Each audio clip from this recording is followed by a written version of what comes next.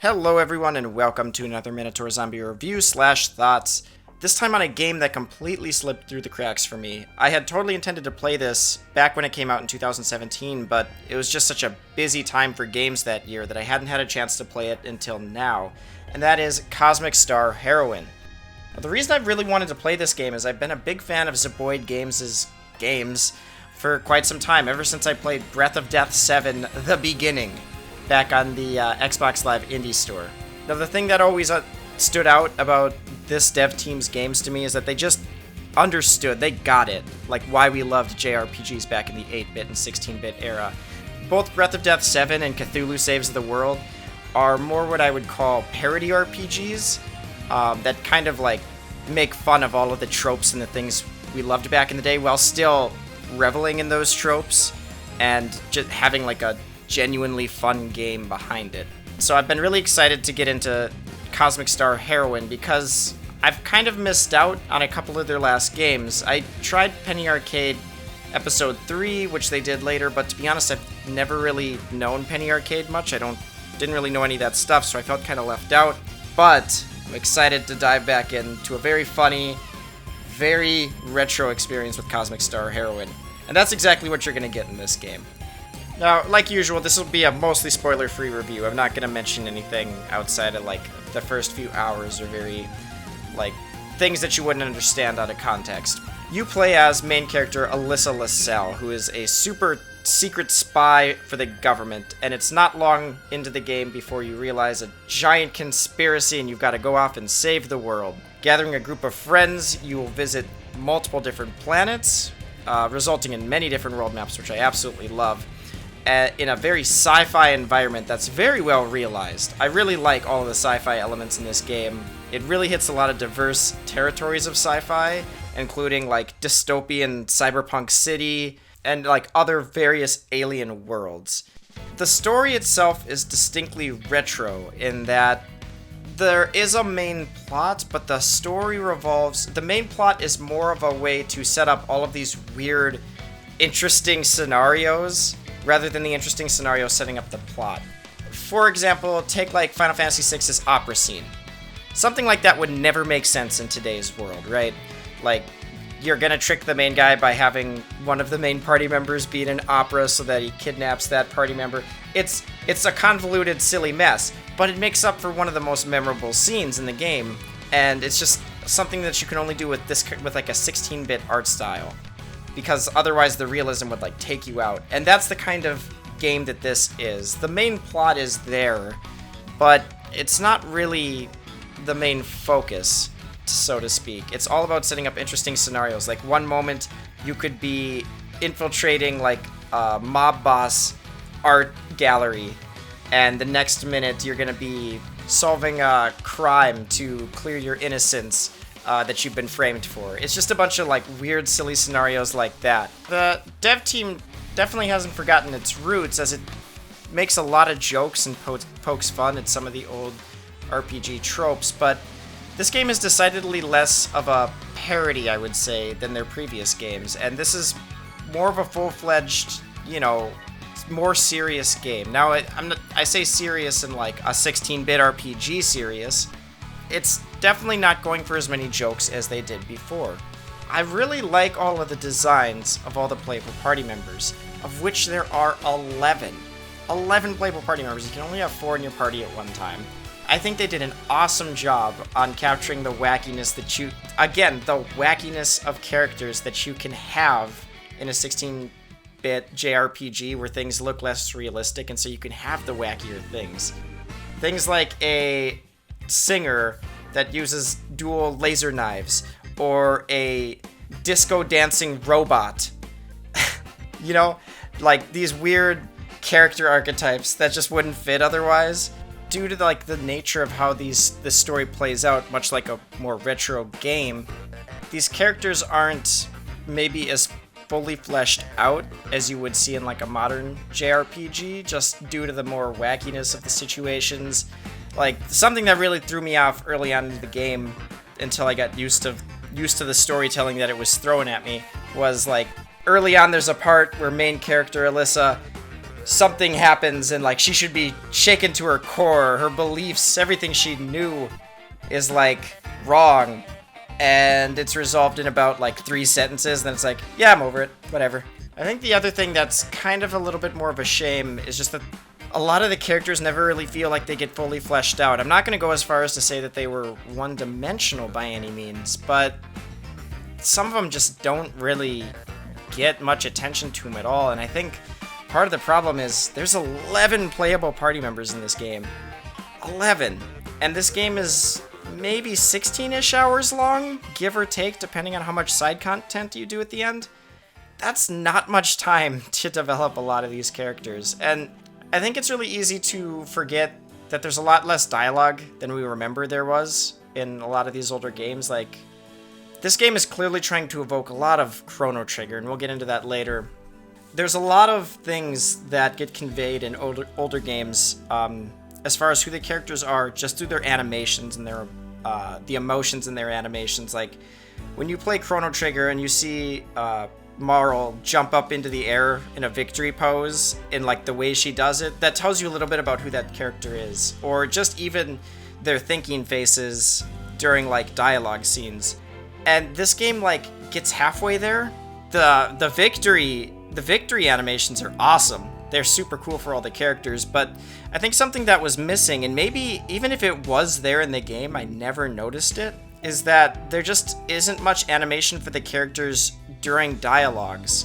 The main thing is like this giant portrait to the right, and it's almost so big that it's like overwhelming. And there just isn't enough animations there, it feels like, to really get a sense of these characters. Because for this era, since you don't have voice acting, a lot of it gets told through character animations, and it felt like, man, I wish there was just a few more of them for the characters, because what is there is really cool, but it's mostly in battle. And I think the story could have done a lot to help the story and flesh out some of these characters, even though they don't get much screen time. Flesh out these characters and who they are. Now, there is super cool cutscene animations that are like super well done in like a retro art style. And let's talk about the art style, because this game looks incredible. It does not take long, if you play retro RPGs at all, to realize that this is definitely trying to evoke a Chrono Trigger art style. And man, there's a lot of games that try and do it, and most of them fail at capturing that. You know, normally the pixels, you know, it's like that modern pixel art, air quotes, where it's not really like retro-y. This game it really captures it. This game looks really nice. Graphically, probably if I really had to throw a complaint down, is like, there was a couple of instances where I noticed the tiles didn't layer correctly, and the background tiles would overlay in front of my characters when they shouldn't have. Like, twice throughout the game. And that's about all the bad I really have to say about it, which says a lot. I think they did such a good job with this art style. The sci-fi aesthetic, the character designs. I love this graphical art style so much, because it does hit home to that Chrono Trigger art style, even on the world map, where you have the little tiny character models moving on the map. It just looks so good. And I really like that all the enemies are visible on the map, just like Chrono Trigger. If you wanted to, you can avoid some of them, although a lot of them you can't. But they don't respawn when you leave the screen, which is awesome. That is something this dev studio has always understood, even back into the Breath of Death 7 days, where random encounters, they would put a cap on it in areas, and to see them like, yeah, they don't respawn when you leave the area. Now, you can grind if you want through a menu option, but you never really need to. I think that's actually a pretty good segue into talking about the gameplay of this game. And this is the other thing I've always really enjoyed about the games by Zeboyd Games. They get what makes these old JRPGs fun without muddying the waters and making an overly complex battle system for the sake of making it overly complex, which is a problem I think a lot of modern RPGs do. They make very simple, easy to understand battle systems that still manage to have just as much depth as many other games out there that try to inundate you with like 30 different systems. This game, it's really simple. You have a palette of abilities. And all of your attacks are just these abilities. And each ability almost every ability can only be used one time until you have to defend, and then that refreshes all of your abilities. Now, the thing that makes it interesting is you have to plan ahead, because it's a turn-based game, and every turn you fill up one bar on this hyper bar meter. And on that last turn, when the hyper bar fills up completely, you basically get, like, I don't know if it's like double damage. It's like an extra super boost in damage, and this is where most of your damage is going to come from. So a lot of the game is thinking in advance, plotting out, and coming up with strategies on how to best capitalize on your hyper mode. Now, there's a few reasons why this works really, really well. One, they have a style system where every time most moves generate a certain amount of style. And as your style builds up, it actually makes your future attacks do more damage or your status effects work better. Up to like 100%, but the meter keeps going past that. Later on, you'll get burst moves, which basically expend all of your style for one superpower attack, but it puts you back at 0, so it's going to take a while to build it back up just to make your regular attacks do better, making a trade-off there. But since you have to build up your style over time, it makes this interesting dynamic of generating your style, keeping the abilities you want up at the time you need them for hyper mode, and having the style and the setup that you want when a character's hyper mode comes up. And the brilliant thing is everyone's hyper mode is on a different schedule. Like Alyssa's, her first hyper mode comes on turn 2, but then her subsequent hyper modes come on every 3 turns after. Well, another character might come every 4 turns period, and another character is just random every time, which is just kind of insanity. All in all, it makes this really interesting dynamic of building a party, buffing characters, and getting set up for certain times to do big damage. It makes things a lot more interesting than your typical mash A to attack until enemies are dead. It even makes the random battles somewhat interesting. Now, I will say the game was a bit too easy than I'd like it to be. I would like to see one more difficulty introduced between normal hard mode and stupid hard mode, where you have to basically like pre-plan everything and know how to exploit all the game systems to the extreme. Like there's Heroine, which is basically, I would almost call it normal difficulty, and then there's like ridiculously super hard difficulty where if you literally make one wrong move during the first battle, it's impossible to win. I'm not even joking about that. I think you have to actually do a certain sequence of moves to even win that first battle in that difficulty.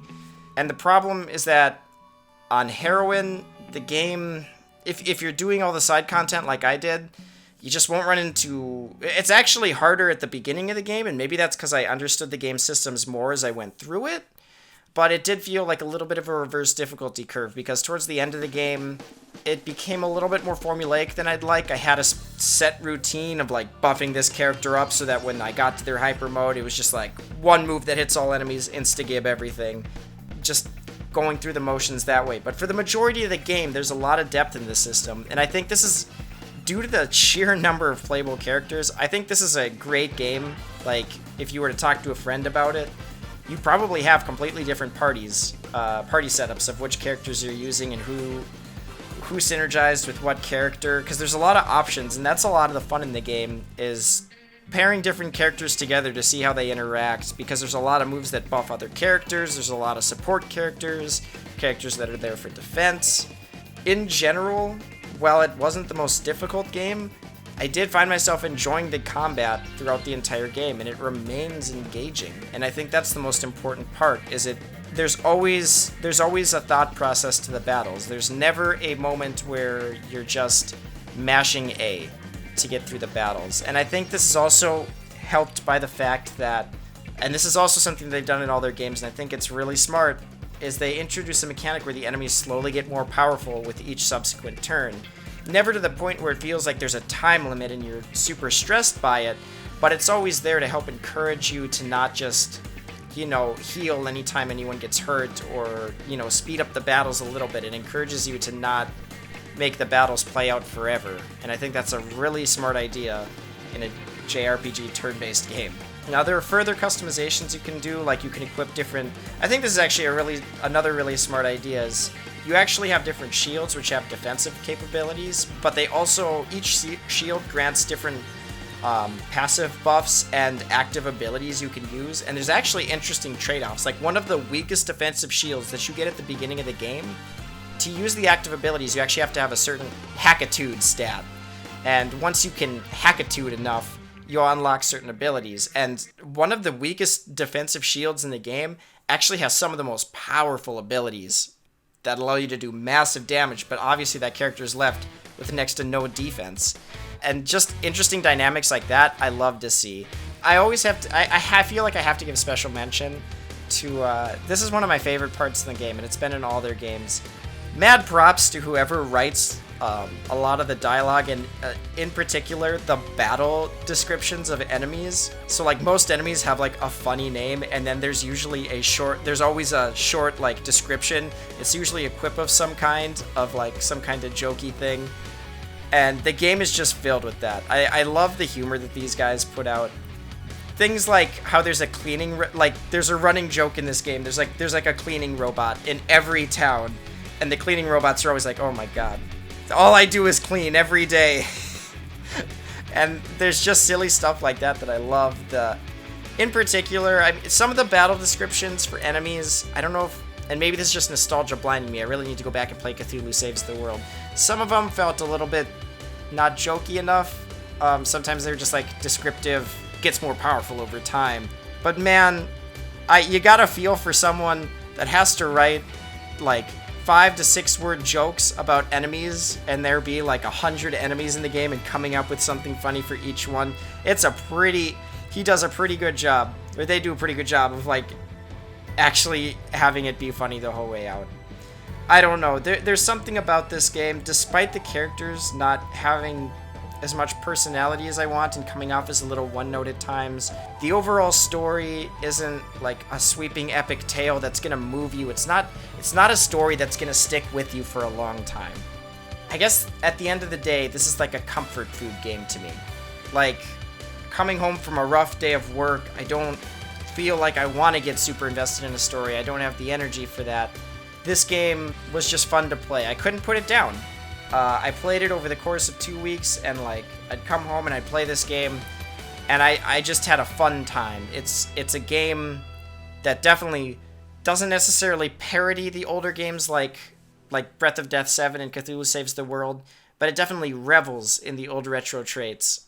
It's a good popcorn game. It's like watching an action movie, you know.